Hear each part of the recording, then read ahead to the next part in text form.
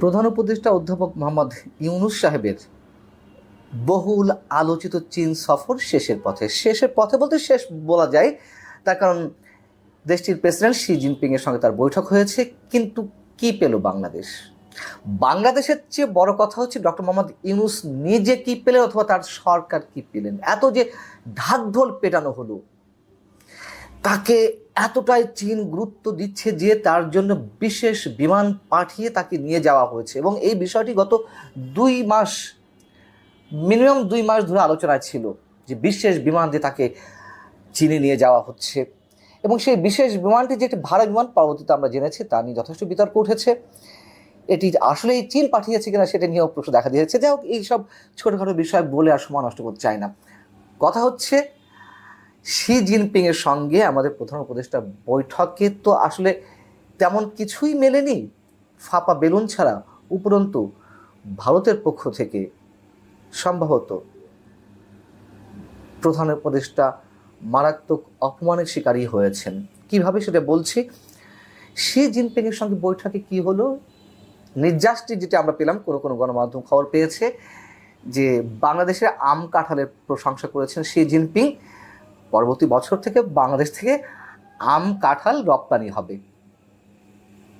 আর কি হবে?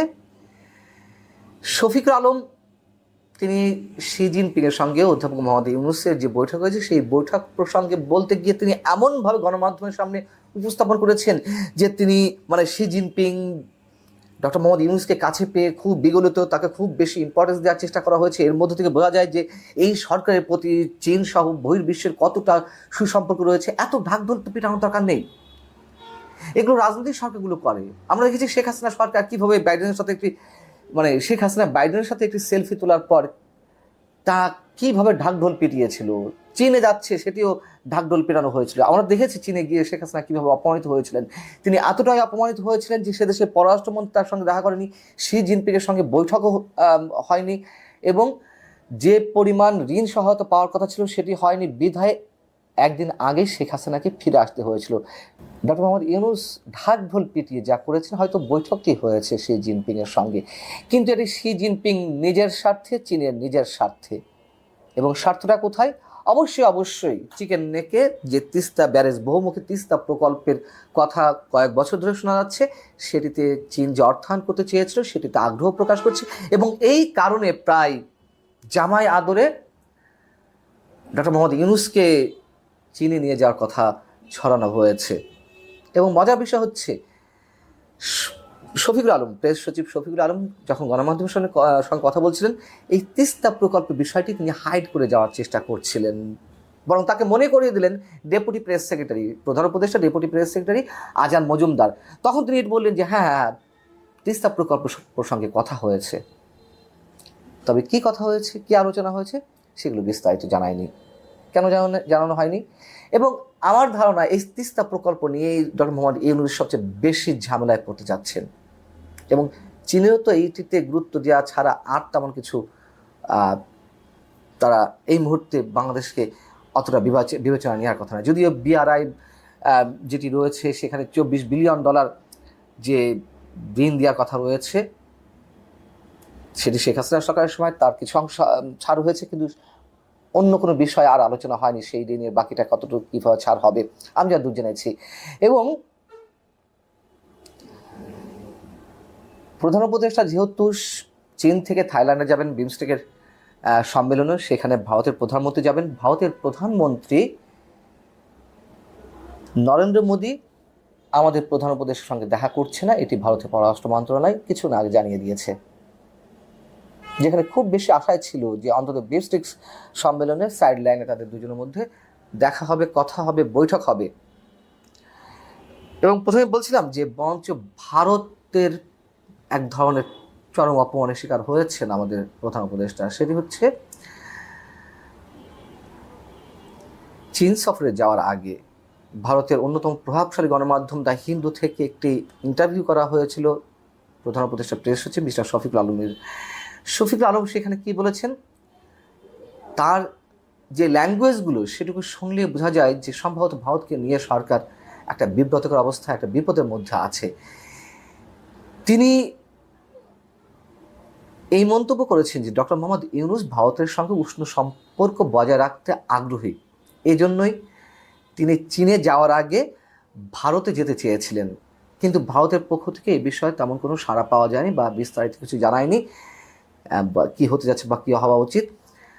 তো আশা করছি বিমস্টেক সম্মেলনের সাইড লাইনে সেখানে বৈঠক হবে, সেটি বিষয়েও শুক্রবার ভারতের পররাষ্ট্র মন্ত্রণালয়ের মুখপাত্র জানিয়ে দিয়েছেন যে বৈঠক হচ্ছে। তখন তিনি 23 এপ্রিল বিমস্টেক সম্মেলন শেষ করে যাবেন শ্রীলঙ্কাতে।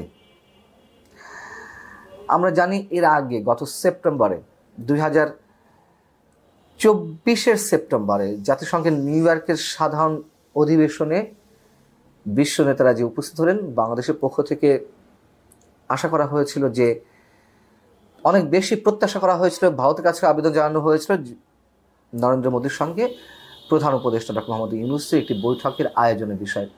তখনও কিন্তু নরেন্দ্র মোদী ডক্টর মোহাম্মদ ইউনূসের সঙ্গে দেখা করেননি, যদিও ডক্টর মোহাম্মদ ইউনূস যাওয়ার আগে তিনি ভারতে ফিরে আসেন। ইচ্ছা করলে হয়তো পারতেন। এবারও ভারত যেতে চেয়েছিলেন আমাদের প্রধান উপদেষ্টা, সেই সময়টি দেননি। বিমস্টেকের সাইড লাইনে বৈঠক হওয়ার কথা ছিল, সেই সুযোগও দেননি।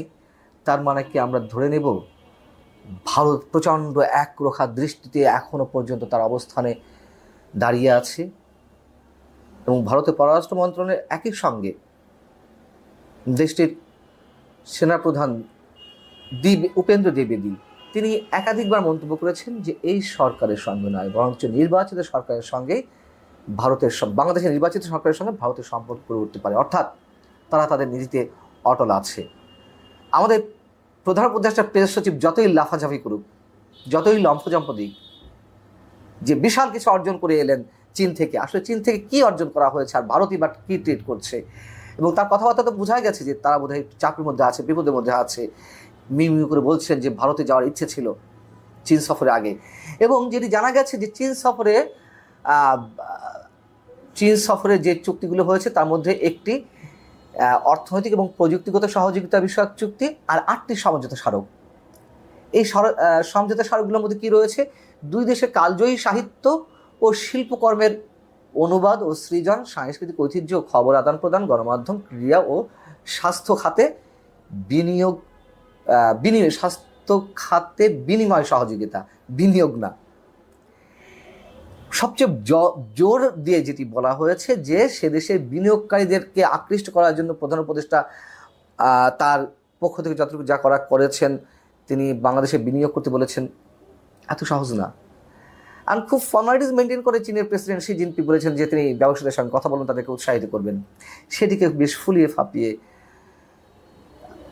প্রচার করা হচ্ছে প্রেস সচিব মিস্টার শফিকের পক্ষ থেকে। বরং বিদেশি বিনিয়োগ একেবারে শূন্যের কোঠায় এসে নেমেছে। বিদেশি ঋণ 68% 2023-24 অর্থ বছরে যাচ্ছিল, সেটির তুলনায় 68% বিদেশি ঋণ কম এসেছে। আমাদের প্রধান উপদেষ্টার ক্যারিশমা বোঝা যাচ্ছে তো।